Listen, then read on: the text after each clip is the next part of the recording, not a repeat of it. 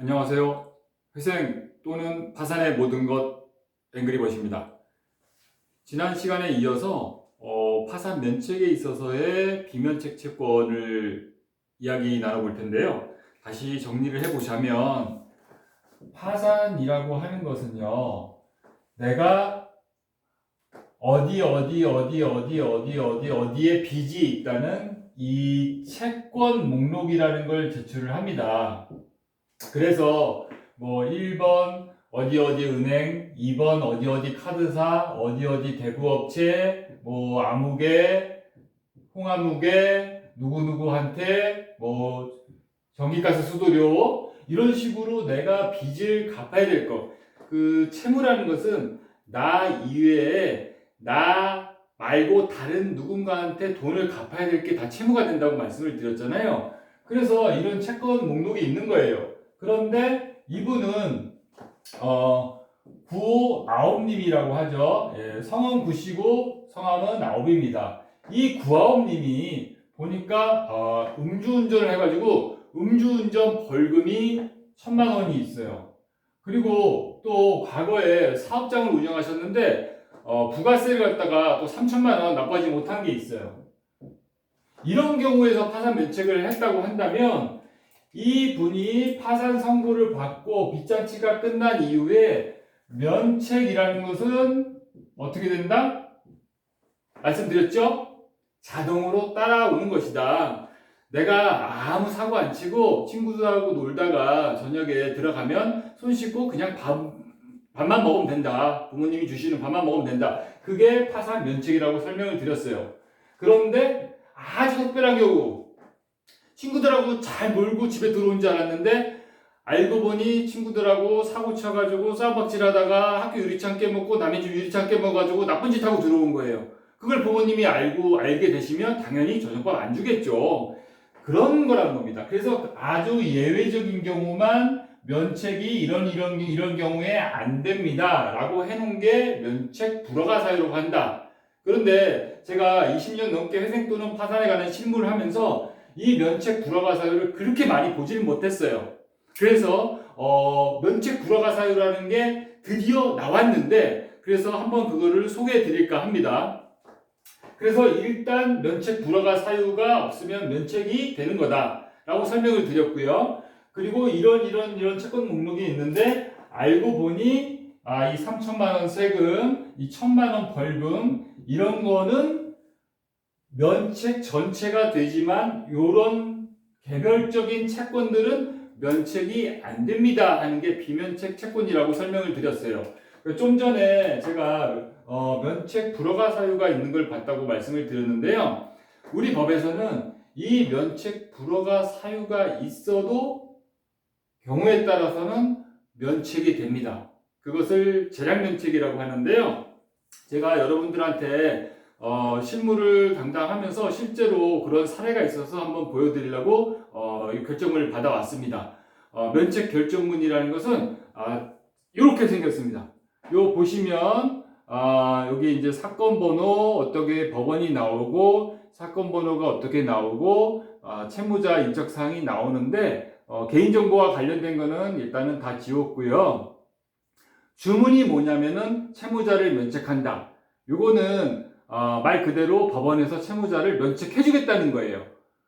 그래서 이유를 보면 잘 보이시나요? 네, 한번 읽어볼게요. 이 사건 기록 및 이 법원의 채무자에 대한 신문 결과에 의하면 채무자에게 채무자 회생 및 파산에 관한 법률 제564조 제1항에서 정한 면책 불허가 사유에 해당되는 사실이 인정되나 여기에 있죠. 채무자가 파산에 이르게 된 경위 그 밖의 사정을 고려하여 상당하다고 인정되므로 채무자 회생 및 파산에 관한 법률 제564조 2항에 의하여 면책을 어떻게 허가하기로 하여 주문과 같이 결정한다 라고 하고 여기 이제 판사님 요 이제 판사님께서 이렇게 면책 결정을 해주신 겁니다.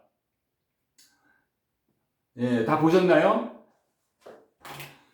따라서 면책 불허가 사유에 해당이 된다 하더라도 요 재량이라는 것은요 판사님의 재량이라고 생각하시면 돼요. 해줄 수도 있고 일단 불허가 사유가 있어. 좀 전에 설명드린 것처럼 친구들하고 잘 놀다가 집에 온 줄 알았는데 알고 보니까 한나절 친구들하고 뭐 싸움박질하고 뭐 게임방 가고 놀다가 유리창 깨고 남의 집 뭐 화분 박살내고 그러고 집에 들어온 거예요. 그래도 어떡한다? 여러분은 자녀분들을 사랑하니까 사랑의 마음으로 그래 잘못은 했지만 저녁밥은 줄게. 그게 재량면책이라는 거죠. 따라서 여러분들은 굳이 너무 이 면책 불허가 사유에 집착하실 필요가 없어요. 오히려 이 면책이 안 되는 비면책 채권에 대해서 정확히 알고 계시면 됩니다. 그래서 저희가 실무적으로 가장 많이 질문을 받는 게 면책이 안 된다는데요, 파산 면책 안 된다는데요, 이렇게 말씀하시는 분의 거의 90% 이상은요 비면책 채권과 면책이 안 되는 불허가 사유를 혼동을 하고 계세요. 나는 세금이 있어서 파산 면책 안 된대요. 나는 벌금이 있어서 파산 면책 안 된대요. 이런 비면책 채권에 대해서도 따로 정해놓은 게 있는데요. 그 비면책 채권은 뭐냐면 세금, 벌금, 뭐 과료 이런 것도 그냥 벌금, 범칙금 이렇게 생각하시면 돼요. 뭐 추징금, 과태료, 그 다음에 고의로 가한 불법행위로 인한 손해배상. 이게 무슨 얘기냐면 내가 쟤를 한번 어떻게 할까 해가지고 일부러 그 사람을 갖다가 때려서 뭐 병원비가 발생이 됐다든지 그런 겁니다. 그리고 뭐 중대한 과실로 생명 또는 신체를 침해한 불법행위 손해배상이어야 되거든요. 그리고 뭐 근로자 임금이라든지 뭐 퇴직금이라든지 뭐 양육비라든지 부양료라든지 이런 것들은 개별적으로 채권자 목록에 있어도 면책이 안 된다 하는 게 비면책 채권입니다. 이거하고 아울러서 조금 이제 젊으신 분들은 관심이 있으실 수 있는 내용이 뭐냐면 그 취업 후 학자금 상환이라는 게 있어요. 우리가 학자금 대출을 많이 받잖아요. 그래서 과거에는 파산 면책을 하더라도 내가 취업 후에 학자금 대출 받은 걸 갚겠습니다 라고 해서 빌린 거는 면책이 안 됐어요. 그런데 이거를 똑같이 또 혼동하시면 안 됩니다. 취업 후 학자금 대출이 있다고 해서 파산 면책이 안 되는 게 아니고 그 채무에 대해서만 면책이 안 됐었는데 그 법이 개정이 돼서 지금은 이 취업 후 학자금 상환 취업 후 갚겠다라고 빌린 학자금도 면책이 이제는 됩니다. 따라서 다시 한번 여러분들한테 강조드리고 부탁드리지만 제발 면책이 안 되는 불허가 사유와 이 빚만 다른 거는 다 면책이 되지만 요거는 양육비이기 때문에 요거는 벌금이기 때문에 요거는 탕감이 안 됩니다 하는 비면책 채권과는 엄격히 구분을 하셔야 됩니다. 이거를 구분하지 못해서 굉장히 오랜 기간 동안 파산 면책을 해서 면책을 받을 수 있음에도 불구하고 면책을 못 받는다고 생각하시는 분이 계셨었어요. 그래서 한 6개월, 7개월 전쯤인데 물론 사건을 진행해서 면책을 갖다가 이제 받아들인 경험이 있는데 나 6이라는 분도요. 과거에 파산 면책을 갖다가 알아보시려고 했는데 세금이 있기 때문에 면책이 안 됩니다. 이 얘기를 세금 하나가 탕감이 안 된다고 이해를 하신 게 아니라 세금 때문에 나는 파산 면책 자체가 아예 안 돼. 이렇게 생각을 하셨던 거예요.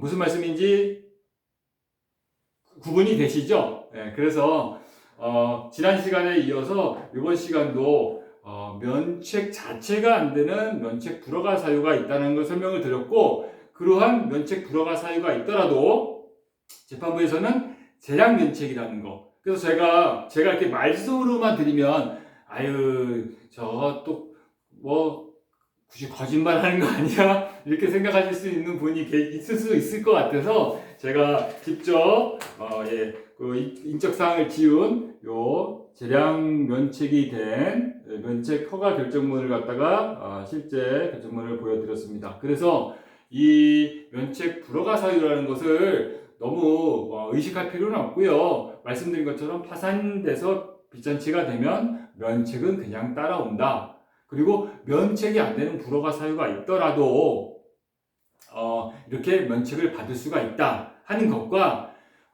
면책 자체가 안 되는 빚, 채권, 그거는 또 따로 정해져 있다 하는 것을 구분하시면 굉장히 도움이 많이 되시리라 생각합니다. 그러니까 이번 시간은 여기까지 하도록 하겠습니다. 이상입니다.